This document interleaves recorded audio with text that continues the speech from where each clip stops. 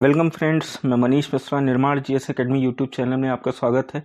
जैसा कि आप देख रहे हैं कि हम मुगल काल की सीरीज़ को चला रहे हैं और पिछले वीडियो में यानी कल के वीडियो में आपने जहांगीर के बारे में शाहजहां के बारे में मैंने आपको बताया था।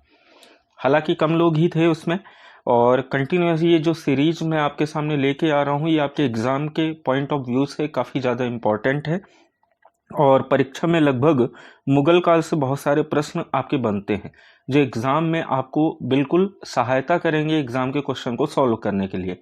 देखिए, ज़्यादातर इतिहास में आधुनिक भारत के इतिहास से क्वेश्चन ज़्यादातर आते हैं।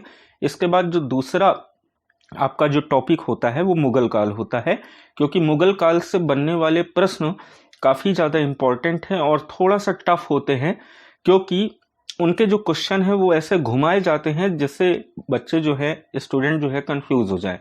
तो चलिए हम मुगल काल में औरंगजेब के बारे में देखते हैं, जो कि शाहजहां का बेटा था।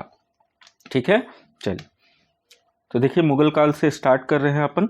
सबसे पहले अपन आते हैं औरंगजेब की फ़ोटो। आप देख सकते हैं ये औरंगजेब की फ़ोटो एक मिली, नेट से आप सर्च भी कर सकते हैं।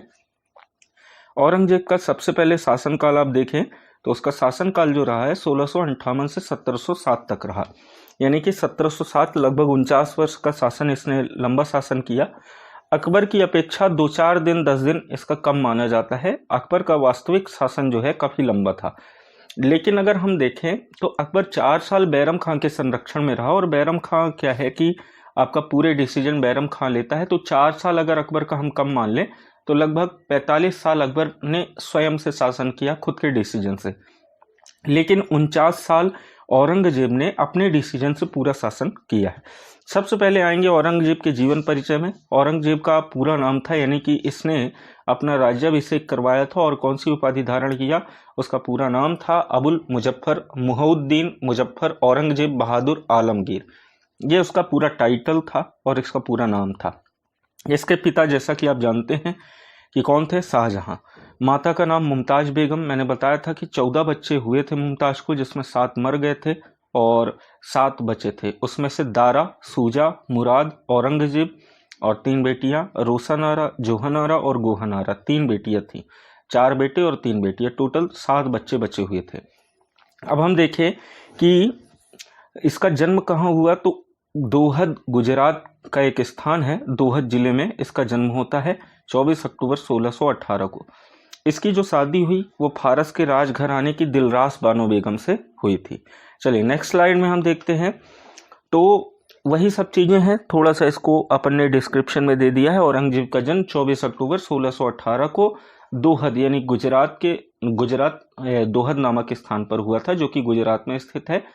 औरंगजेब के बचपन का अधिकांश समय नूरजहां के पास बीता। देखिए, शाहजहां ने जब अपने पिता और देखा जाए तो जहांगीर और नूरजहां के खिलाफ विद्रोह किया था, तो उस समय पे जो नूरजहां थी और शाहजहां के चारों बेटों को इसने जो है अपने संरक्षण में ले लिया था, और ये कहा कि अब दोबारा अगर शाहजहां विद्रोह करेगा तो इसके बेटे को मरवा देंगे। इसीलिए औरंगजेब ज़्यादातर क्या है कि इसका पूरा समय जो है नूरजहां के बीच में बीता, और नूरजहां ने शाहजहां के प्रति इसके मन में काफ़ी नफरत भर दी थी।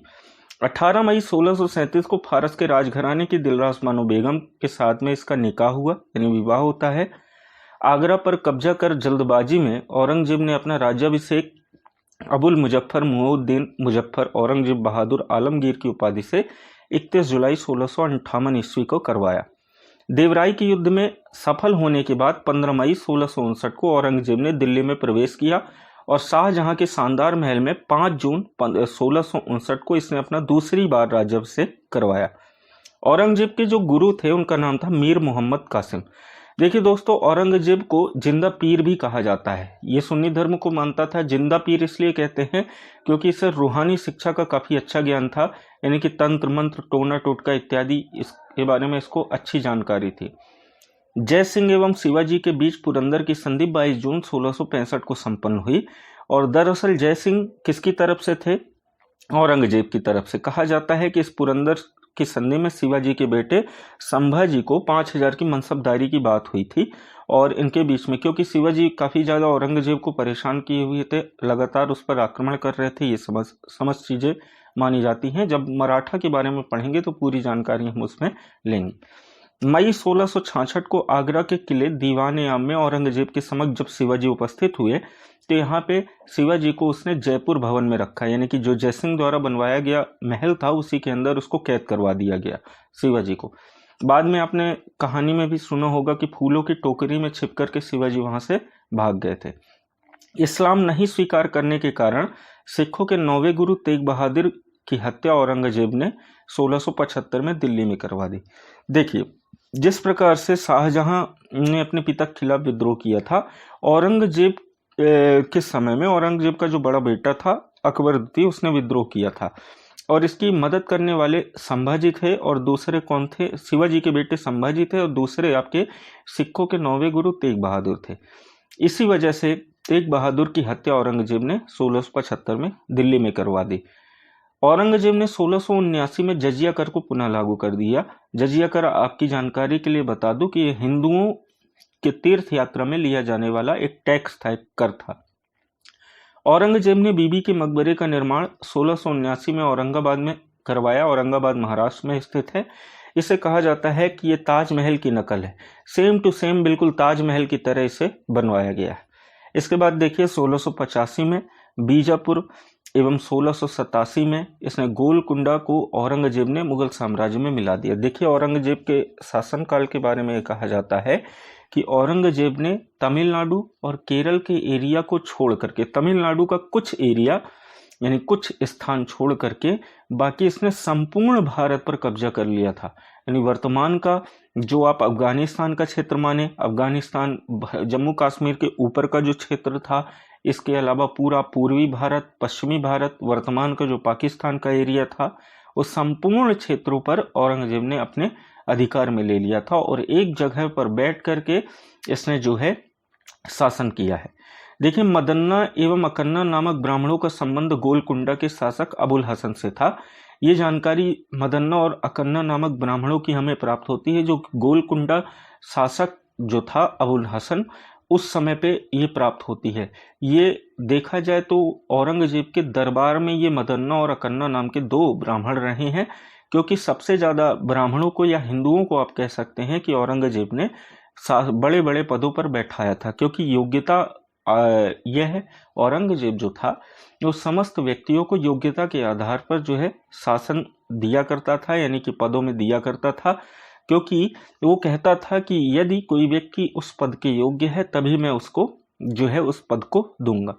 देखिए, औरंगजेब के समय में सबसे ज्यादा जो है विद्रोह हुए हैं, जिसमें से जो जाट विद्रोह था उसका नेतृत्व तो कौन था? गोकुला एवं राजा राम ने।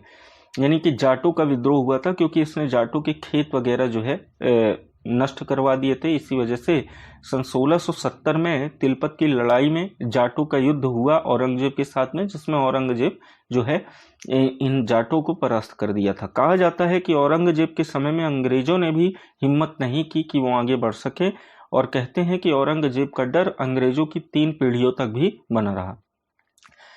इस तिलपत की लड़ाई में देखिए गोकुल को मौत के घाट उतार दिया गया था। इसके बावजूद जाटों ने 1685 में राजा राम के नेतृत्व में पुनः विद्रोह किया। हालांकि इस बार भी उसने विद्रोह को पूरी तरह से दबा दिया। इन जाटों ने सिकंदरा में स्थित अकबर के मकबरे को भी लूटा। भरतपुर राजवंश की नींव और औरंगजेब के शासनकाल में जाट नेता एवं राजा राम के भतीजा चूड़ामन ने डाली। यानी कि भरतपुर राजवंश की जो नींव डाली थी इन्हीं दोनों ने डाली थी।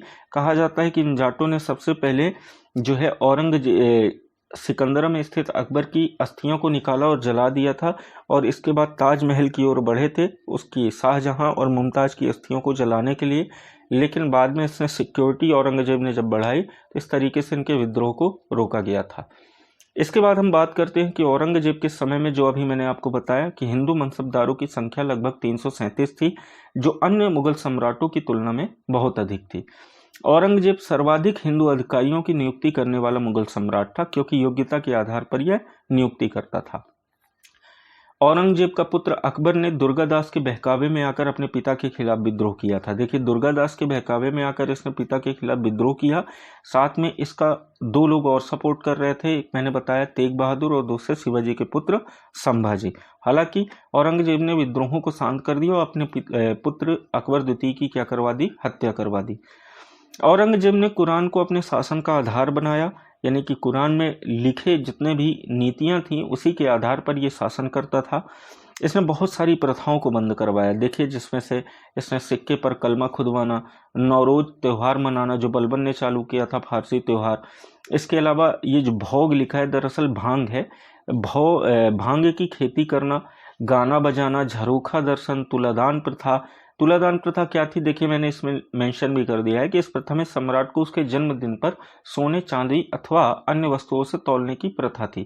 हालांकि यह प्रथा अकबर के समय में प्रारंभ हुई थी। इन सभी प्रथाओं पर इसने क्या कर दिया, प्रतिबंध लगा दिया। औरंगजेब ने दरबार में संगीत पर भी पाबंदी लगा दी तथा सरकारी संगीतज्ञों को अवकाश दे दिया गया। कहा जाता है कि औरंगजेब एक बहुत बड़ा स्वयं वीणा बजाने में दक्ष भी था। देखिए, आगे पॉइंट भी दिया है, और संगीतज्ञ था, लेकिन इसने संगीत में भी पाबंदी लगा दी। कहा कि देखिए, संगीत रियाज करने की एक चीज है, इसे सबको सुनाने की आवश्यकता नहीं। भारतीय शास्त्रीय संगीत पर फारसी में सबसे अधिक पुस्तकें औरंगजेब के ही शासनकाल में लिखी गई। देखिए, एक अपवाद रहा है कि जब इसने संगीतज्ञों को अवकाश दे दिया, संगीत पर प्रतिबंध लगा दिया, तो उसी समय कहा जाता है कि भारतीय शास्त्रीय संगीत जो था उसमें फारसी में सबसे अधिक पुस्तकें इसी के शासनकाल में लिखी गई। देखिए, अगला पॉइंट है कि औरंगजेब स्वयं वीणा बजाने में काफी दक्ष था, यानी कि इससे वीणा बहुत अच्छी आती थी। अच्छा, एक जगह पे ये भी मिलता है कि औरंगजेब के सिक्कों पर लक्ष्मी जी का चित्र प्राप्त हुआ है। कुछ किताबों में ऐसा लिखा हुआ या इतिहासकार ऐसा बताते हैं, उस पर कितनी सच्चाई है देखिए, ये कई इतिहासकार ऐसा मानते नहीं हैं, लेकिन कुछ इतिहासकार इसके बारे में लिखते हैं। औरंगजेब ने 1665 में हिंदू मंदिरों को तोड़ने का आदेश दिया। इसने देखिए इसलिए आदेश दिया, इसको लगता था कि देखिए वास्तव में मंदिर में या मस्जिद में अगर किसी प्रकार की कोई शक्ति है, तो इसने अपनी एक टीम बनाई हुई थी जिसे रूहानी शिक्षा, तंत्र मंत्र, टोना टोटका इत्यादि आता था, और बैठ करके मंत्रों का जप करके वहां पे शक्तियों का पता लगाते थे। अगर कोई शक्ति वहां पे होती थी तो मंदिरों को तोड़ने का आदेश नहीं देता था, लेकिन यदि वहां पे कोई शक्ति नहीं होती थी तो मंदिरों को तोड़वा दिया करता था। इसने जैसे कई मंदिरों को तोड़वाया, जैसे सोमनाथ का मंदिर जो गुजरात में है, बनारस का विश्वनाथ मंदिर, वीर सिंह देव द्वारा जहांगीर काल में मथुरा में निर्मित केशवराव मंदिर, इन सभी को इसने तोड़वाया। हालांकि जो बनारस का विश्वनाथ, काशी विश्वनाथ का मंदिर है, इसको बाद में अहिल्याबाई होलकर ने पूरी तरह से क्या किया, डेवलप करवाया था। इसके बाद देखिए, औरंगजेब की मृत्यु 20 फरवरी 1707 को हुई। कहते हैं कि इसकी मृत्यु के साथ में ही मध्यकालीन भारत का इतिहास इसकी कब्र के साथ दफन हो गया। इसे खुलदाबाद में दफनाया गया, जो अब रोजा कहलाता है, वहां पे इसको दफनाया गया खुलदाबाद में। ये खुलदाबाद औरंगाबाद में है, औरंगाबाद के खुलदाबाद में, जो कि अब रोजा के नाम से जाना जाता है, वहां पे इसे दफनाया गया। देखिए, औरंगजेब के समय में सूबों की संख्या 20 थी। सूबा अगर कह सकते हैं तो मंत्रिमंडल जानकारी प्राप्त होती है, उनकी संख्या 20 थी, जहां पे अलग अलग क्षेत्रों पे इसने बनाया हुआ था पद, और वहां पे इसके जो प्रमुख पद में योग्य व्यक्ति थे, ऑफिसर थे, वहां पे बैठ करके इसके आदेशों का पालन करते थे।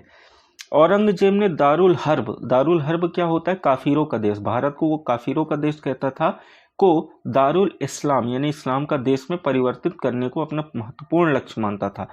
वह दरअसल चाहता था कि यह संपूर्ण जो भारत है इसमें केवल और केवल कौन रहे, मुस्लिम रहे। पूरा इस देश को इसने इस्लाम धर्म में परिवर्तित करने का अपना प्रमुख लक्ष्य रखा था, जिसमें ये काफी हद तक सफल हो पाया था। लेकिन इसकी मृत्यु के बाद से ही जो मराठा थे, मराठाओं की शक्तियों का उत्थान हुआ, जिसमें पेशवा आगे आए और उन्होंने इनकी शक्तियों को सीमित कर दिया।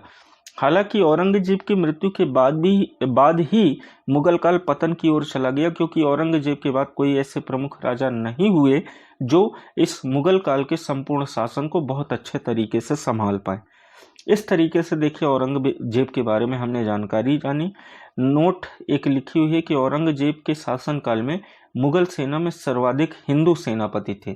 क्योंकि ये उन पर भरोसा रखता था और योग्य होते थे, इसी आधार पर उन्हें रखता था।